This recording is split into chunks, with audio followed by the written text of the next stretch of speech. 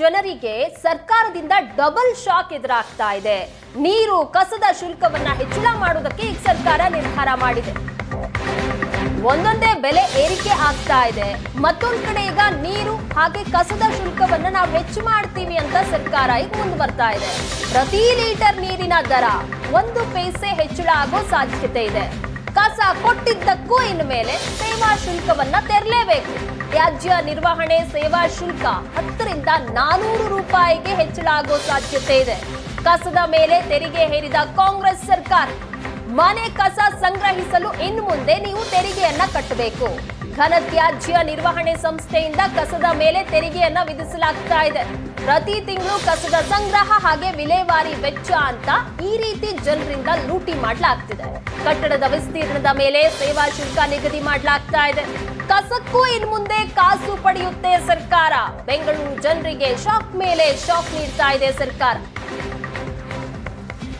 ಈ ಬಗ್ಗೆ ಹೆಚ್ಚಿನ ಡೀಟೇಲ್ಸ್ ಕೊಡ್ತಾರೆ ನಮ್ಮ ಪ್ರತಿನಿಧಿ ಸ್ವಸ್ತಿಕ್. ಇನ್ಮೇಲೆ ಕಸಕ್ಕೂ ಸಹ ತೆರಿಗೆಯನ್ನ ಕಟ್ಟಬೇಕು. ಈ ರೀತಿಯಾಗಿ ಎಲ್ಲದಕ್ಕೂ ಸಹ ತೆರಿಗೆ ಕಟ್ತಾನೆ ಇದ್ದಾರೆ ಜನ.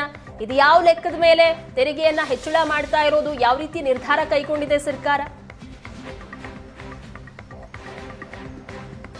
ಪ್ರಗತಿ, ಕಳೆದ ಒಂದಿಷ್ಟು ದಿನಗಳಿಂದ ನೋಡ್ತಾ ಹೋದರೆ ರಾಜ್ಯ ಸರ್ಕಾರ ಸಾಕಷ್ಟು ವಿಚಾರಗಳಲ್ಲಿ ಬೆಲೆ ಏರಿಕೆಯನ್ನು ಮಾಡುವಂತಹ ಒಂದು ಪ್ರಕ್ರಿಯೆಯನ್ನು ಮುಂದುವರಿಸಿದೆ.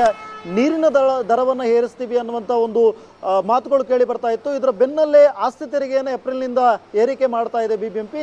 ಇದರ ಜೊತೆಗೆ ಮನೆಯಿಂದ ಸಂಗ್ರಹಿಸುವಂಥ ತ್ಯಾಜ್ಯಕ್ಕೂ ಕೂಡ ಇನ್ನು ಮುಂದೆ ಸೇವಾ ಶುಲ್ಕ ಅಂತ ಹೇಳಿ ಕೊಡಬೇಕು ಅನ್ನುವಂಥ ನಿಟ್ಟಿನಲ್ಲಿ ಈಗಾಗಲೇ ನಗರಾಭಿವೃದ್ಧಿ ಇಲಾಖೆಗೆ ಘನತ್ಯಾಜ್ಯ ನಿರ್ವಹಣಾ ಸಂಸ್ಥೆ ಮನವಿಯನ್ನು ಸಲ್ಲಿಸಿದೆ. ಈ ಒಂದು ಹಿನ್ನೆಲೆಯಲ್ಲಿ ಒಂದು ವೇಳೆ ಇದು ಇಂಪ್ಲಿಮೆಂಟ್ ಆಯಿತು ಅಂತಾದರೆ ಮುಂದಿನ ದಿನಗಳಲ್ಲಿ ಮನೆಯಿಂದ ಸಂಗ್ರಹಿಸುವಂಥ ತ್ಯಾಜ್ಯಕ್ಕೂ ಕೂಡ ಬೆಂಗಳೂರಿನ ಜನ ದುಡ್ಡು ಕೊಡುವಂತಹ ಒಂದು ಪರಿಸ್ಥಿತಿ ಬರುತ್ತೆ. ಈಗಾಗಲೇ ಸಾಕಷ್ಟು ಪರವಿರೋಧ ಚರ್ಚೆಗಳು ಕೂಡ ಇದರ ಹಿನ್ನೆಲೆಯಲ್ಲಿ ಇದೆ. ಈಗಾಗಲೇ ಸೆಸ್ ಅನ್ನುವಂಥ ನಿಟ್ಟಿನಲ್ಲಿ ಒಂದಿಷ್ಟು ದುಡ್ಡನ್ನು ತ್ಯಾಜ್ಯ ನಿರ್ವಹಣೆಗೆ ಅಂತ ಹೇಳಿ ಕಲೆಕ್ಟ್ ಮಾಡ್ತಾರೆ. ಆದರೆ ಈ ಒಂದು ಹಣದ ಜೊತೆಗೆ ಈ ಸೇವಾ ಶುಲ್ಕವನ್ನು ಕೂಡ ನಾವು ಕಲೆಕ್ಟ್ ಮಾಡ್ತಾ ಹೋದರೆ ಸುಮಾರು ವರ್ಷಕ್ಕೆ 600 ಕೋಟಿಯಷ್ಟು ಸಂಗ್ರಹಣೆ ಮಾಡಬಹುದು.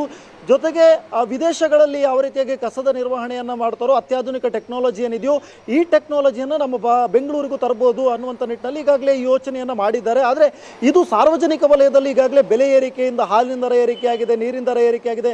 ಈ ಥರದ ಬೆಲೆ ಏರಿಕೆಯ ಪರಿಸ್ಥಿತಿಯಲ್ಲಿ ಒಂದು ಕುಟುಂಬದ ಪರಿಸ್ಥಿತಿಯನ್ನು ಹೇಗೆ ನಿಭಾಯಿಸೋದು, ಖರ್ಚುಗಳನ್ನು ಹೇಗೆ ನಿಭಾಯಿಸೋದು ಅನ್ನುವಂಥ ನಿಟ್ಟಿನಲ್ಲಿ ಬೆಂಗಳೂರಿನ ಜನ ಪ್ರಶ್ನೆಯನ್ನು ಮಾಡ್ತಾ ಇದ್ದಾರೆ.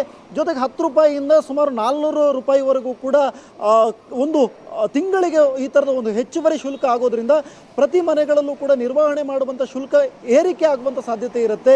ಜೊತೆಗೆ ಕಸದ ಸಂಗ್ರಹಣೆಗೂ ಕೂಡ ಮುಂದೆ ದುಡ್ಡು ಕೊಡಬೇಕು ಅಂತ ಹೇಳಿದಾಗ ಎಲ್ಲವೊಂದು ಕಡೆ ಕಸದ ಪ್ರಮಾಣವನ್ನು ಕಡಿಮೆ ಮಾಡುವಂಥ ಸಾಧ್ಯತೆಯೂ ಕೂಡ ಇರುತ್ತೆ. ಜೊತೆಗೆ ಈಗಾಗಲೇ ಈ ಹಿಂದೆಯೂ ಕೂಡ ಕಸದ ತ್ಯಾಜ್ಯ ನಿರ್ವಹಣೆಗೆ ಅಂತ ಹೇಳಿ ಹಣವನ್ನು ಕಲೆಕ್ಟ್ ಮಾಡಬೇಕು ಅನ್ನುವಂಥ ಪ್ರಸ್ತಾವನೆ ಇತ್ತು.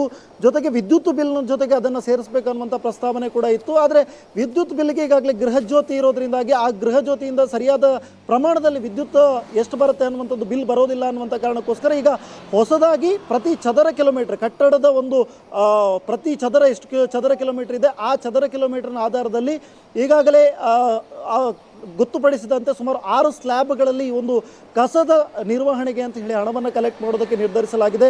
ಇದು 600 ಚದರ ಅಡಿಗಿಂತ ಕಡಿಮೆ ಇದ್ದರೆ 10 ರೂಪಾಯಿಯನ್ನು ಕಲೆಕ್ಟ್ ಮಾಡ್ತಾರೆ. ಅದೇ ರೀತಿಯಾಗಿ 6000 ಚದರ ಅಡಿಗಿಂತ ಜಾಸ್ತಿ ಇದ್ದರೆ 400 ರೂಪಾಯಿ, ವರ್ಷಕ್ಕೆ 480 ರೂಪಾಯಿವರೆಗೂ ಆಗುತ್ತೆ.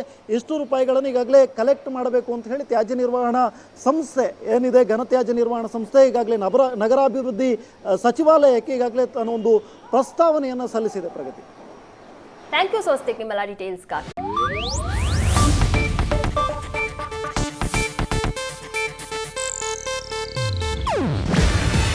ಇದು ಏಷ್ಯಾನೆಟ್ ನ್ಯೂಸ್ ನೆಟ್ವರ್ಕ್ ಪ್ರಸ್ತುತಿ. ನೀವು ನೋಡ್ತಿದ್ದೀರಾ ಏಷ್ಯಾನೆಟ್ ಸುವರ್ಣ ನ್ಯೂಸ್.